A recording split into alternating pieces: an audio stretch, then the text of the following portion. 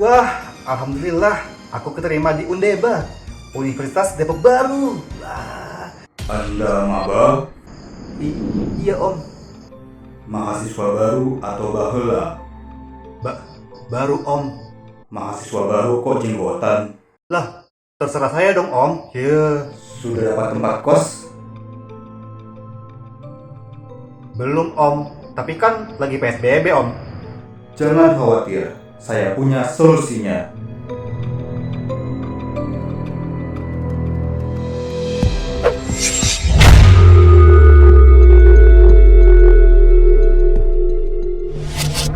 Assalamualaikum warahmatullahi wabarakatuh. Balik lagi nih di Bantul, bahas tuntas bareng Maul. Selamat datang di Bantul. Dan video ini spesial untuk teman-teman yang sudah menjadi maba atau yang bakal menjadi maba alias calon maba. Sebelumnya gue bakal ucapin selamat kepada teman-teman yang sudah lulus diterima di perguruan tinggi, khususnya yang lewat jalur SNMPTN ya. Dan untuk teman-teman yang bakal menempuh jalur SBMPTN serta UTBK, semangat dan terus belajar untuk menggapai cita-citamu masuk ke perguruan tinggi yang diidam-idamkan. Kalau ngomong-ngomong soal perguruan tinggi nih, biasanya bakal banyak mahasiswa yang masuk ke perguruan tinggi tapi dia berasal dari luar kota. Salah satu hal yang harus diperhatikan untuk mahasiswa yang berasal dari luar kota adalah tempat kos. Tempat kos ini penting untuk diperhatikan karena tempat kos ini yang bakal menjadi rumah kedua, yang bakal menjadi tempat bernaung untuk para mahasiswa untuk beristirahat, untuk mengerjakan tugas, dan untuk ya segala macamnya yang ada di tempat kos. Anggaplah tempat kos ini sebagai rumah pengganti ya, rumah pengganti selain rumah yang benar-benar tempat tinggalnya. Meskipun sekarang keadaannya lagi PSBB nih, tapi nggak ada salahnya dari sekarang kita harus mulai mempersiapkan diri, mulai mempersiapkan ancang-ancang lah ya, melihat tempat kos yang nantinya bakal ditempatin oleh teman-teman semua. Untuk itu, Bantul pada video kali ini akan memberikan tips-tips mudah cari kosan untuk maba dan calon maba yang bakal berkuliah nantinya.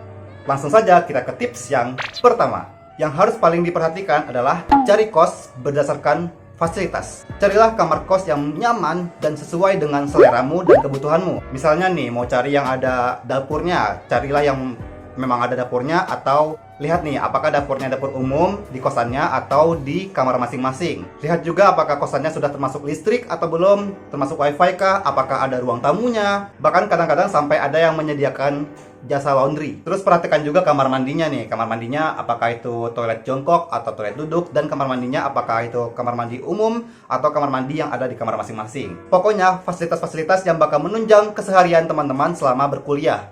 Yang kedua, perhatikan apakah kosnya khusus putra, khusus putri, atau mungkin campur. Kalau misalnya kita mau survei tentang kos nih, kita coba tanya juga nih, apakah dia khusus cowok, khusus cewek, atau boleh campur. Karena mungkin aja di antara kita ada yang merasa harus lebih menjaga privasi. Jadi lebih enak kalau misalnya kalau kita yang cowok, khusus cowok, kalau yang cewek, khusus cewek. Tapi kalau misalnya untuk teman-teman yang no problem kosannya campur, ya silakan saja, nggak masalah. Asal jangan yang aneh-aneh.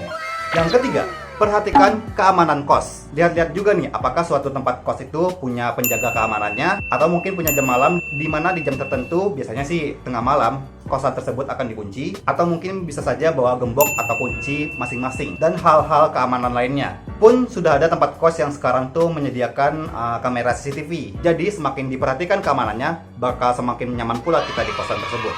Yang keempat, bertanyalah pada penghuni kos yang sudah menetap sebelumnya. Kalau memungkinkan, boleh aja nih kita tanya ke penghuni kos yang sudah ada di situ, tanya tentang keamanannya, kenyamanannya, dan pokoknya banyak deh.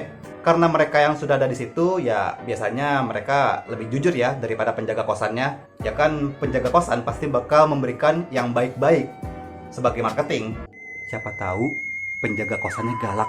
Yang kelima, cek lingkungan sekitar. Apakah lokasi kosan yang kita survei ini termasuk lokasi yang ramai dan dekat dengan aspek kebutuhan kita? Misalnya dekat dengan minimarket, toko kelontong, warung, tempat makan, tukang bakso, rumah makan Padang, fotokopi, warnet, tempat print, atau mungkin juga kafe, tempat laundry, dan lain-lain.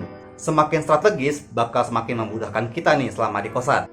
Yang keenam, perhatikan jarak kos dengan kampus. Buat teman-teman yang nanti selama kuliah bakal bawa kendaraan mungkin motor atau mobil, ya bisa melihat kosan-kosan yang pokoknya lokasinya strategis lah ya, sesuai dengan kebutuhan. Tapi buat teman-teman yang mungkin aja nih tidak memiliki akses kendaraan atau mungkin tidak tercapai dengan angkutan umum, bisa cari kosan yang lumayan dekat dengan kampus teman-teman. Tapi tetap aja nih, cari kosan jangan hanya memperhatikan tentang jaraknya, perhatikan juga aspek-aspek yang lainnya. Yang ketujuh, cek harga, bandingkan dengan kosan yang lain. Gak ada salahnya kita bandingkan harga dari kosan yang kita survei dengan kosan yang lain. Siapa tahu ada kosan yang fasilitasnya nggak jauh beda, tapi harganya lebih murah. Dan yang ke-8, cari kosan jangan hanya karena satu faktor. Kalau survei kosan, jangan cuma lihat satu faktor, misalnya karena dekat atau karena bagusnya. Kita perlu lihat juga faktor yang lainnya nih, karena kosan yang ideal itu pastinya merupakan gabungan dari beberapa faktor yang bakal membuat kosan tersebut nyaman untuk ditinggali.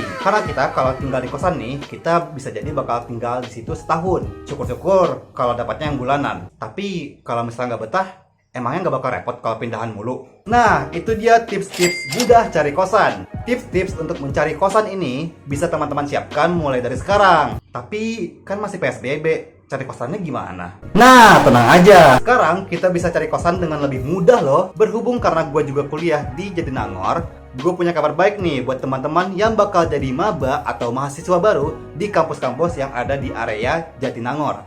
Ini dia, Kosanku, media pencarian info kosan terlengkap di area Jatinangor. Jadi nih teman-teman bisa mudah cari kosan hanya dengan di rumah aja. Nah, teman-teman bisa survei kosan yang ada di area Jatinangor ini dengan cara melihat info-info kosannya melalui media sosial aja nih. Teman-teman bisa lihat di Instagram di @kosanku_4. Di sini teman-teman bisa melihat foto-foto gambaran bagaimana kosan-kosan yang ada di area Jatinangor. Dan untuk melihat info kosan dengan fasilitas-fasilitasnya secara detail nih, teman-teman bisa lihat di @katalog kosanku. Di sini teman-teman bisa lihat nih mulai dari gambaran kosannya, terus bisa lihat foto-foto fasilitasnya, bentuk kamarnya. Dan di sana kita juga bisa lihat list fasilitas-fasilitas yang disediakan masing-masing tempat kos. Mulai dari fasilitas kamar mandi, fasilitas umum, sampai ke akses lingkungan. Selain di Instagram, teman-teman juga bisa mengakses kosanku di Line di @tre8034b. Teman-teman juga bisa tanya langsung tuh dengan admin kosanku. Gimana? Sudah jelaskan? Sudah siap kan untuk cari kosan? Kosanku, mudah cari kosan. Sekarang gue mau cari kosan dulu deh.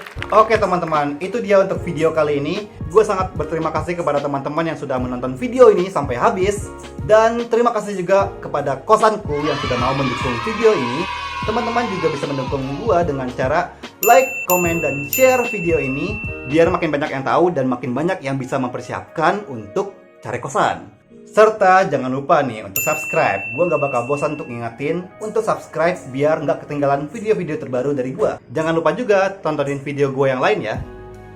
Sekali lagi terima kasih. Wassalamualaikum warahmatullahi wabarakatuh.